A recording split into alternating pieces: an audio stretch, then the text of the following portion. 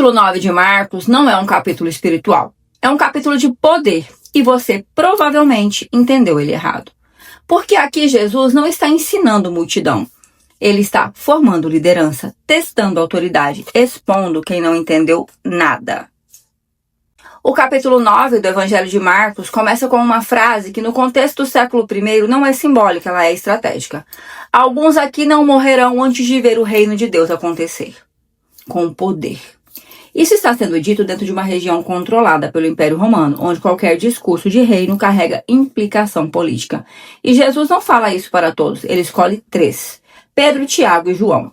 Isso não é aleatório, isso é formação de núcleo.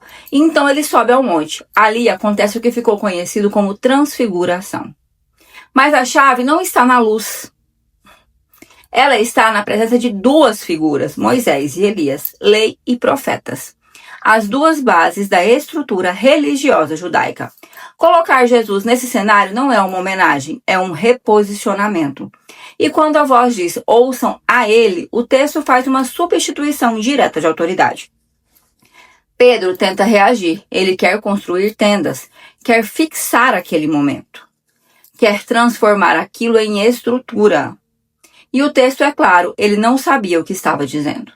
Ou seja, até quem está dentro interpreta errado. Então o cenário muda completamente, do alto do monte para o fracasso, um menino com sintomas descritos como possessão. No século I, convulsão não era medicina, era espiritualidade. A realidade existia, a interpretação era cultural. E os discípulos falham, eles não conseguem lidar com aquilo. Isso é central naquele momento. Porque mostra que proximidade com liderança não significa autoridade. Jesus resolve, mas expõe a limitação deles. Agora o texto entra no ponto mais humano do capítulo. Os apóstolos começam a discutir quem é o maior. Dentro de um ambiente influenciado pelo Império Romano, isso é uma disputa de posição. Eles ainda pensam em hierarquia.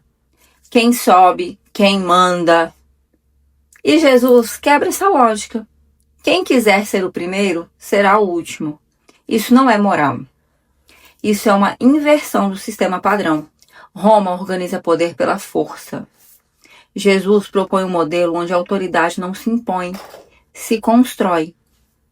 E é aí que logo depois aparece outro detalhe que quase ninguém percebe. Quem não é contra nós, é por nós. O movimento não era fechado. Existiam pessoas fora do grupo atuando no mesmo campo. Isso desmonta a ideia de exclusividade. Essa ideia pregada aí que só a minha igreja salva, entendeu?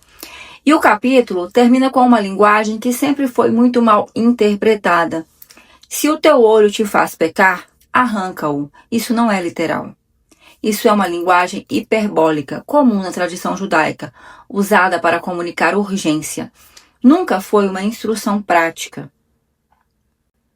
O erro está aqui. Quando você lê Marcos 9 literalmente, você transforma a disputa de autoridade em milagre isolado. Você ignora o contexto político da Judéia ocupada. Você interpreta a linguagem simbólica como regra prática. Você lê o texto do século I com mentalidade do século XXI. O resultado é um entendimento completamente distorcido. Esse capítulo não mostra um líder passivo, mostra alguém construindo autoridade, organizando sua base e corrigindo quem ainda não entendeu o que está acontecendo. No próximo capítulo, o capítulo 10 de Marcos, a tensão aumenta e Jesus começa a confrontar diretamente a estrutura familiar, riqueza e poder. E é ali que muita gente vai perceber que nunca leu esse texto do jeito certo. Quer o próximo capítulo? Comenta aí, Fernanda. Segue pra gente.